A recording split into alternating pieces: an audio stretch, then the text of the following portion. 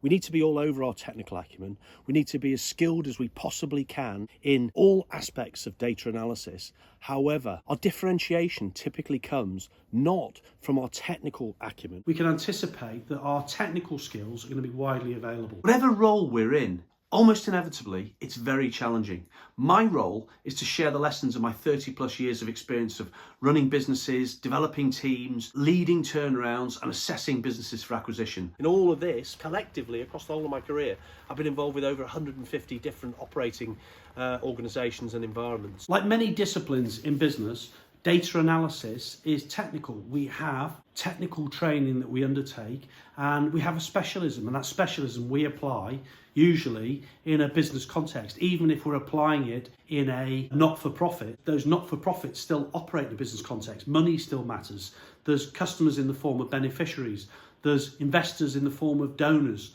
There's management teams, there's management structures. The organisations look like businesses. In whatever environment we are applying our data analysis trade, it tends to be a commercial environment. Where we can differentiate ourselves is in our business acumen and our people acumen, our ability to understand the context in which we're operating and be able to better understand the thinking and the expectations and what will delight the business leaders who are the recipients of the product of our work. If we're working with multiple clients, then our ability to quickly get to grips with new environments, new situations, will enhance the quality of what we deliver. This program is very centered on providing you with a business leader perspective on how business leaders operate and think, an opportunity to learn some methodologies in how to understand organizations with which we're previously unfamiliar very quickly, how to set about building relationships with business leaders. There's a very straightforward methodology for that.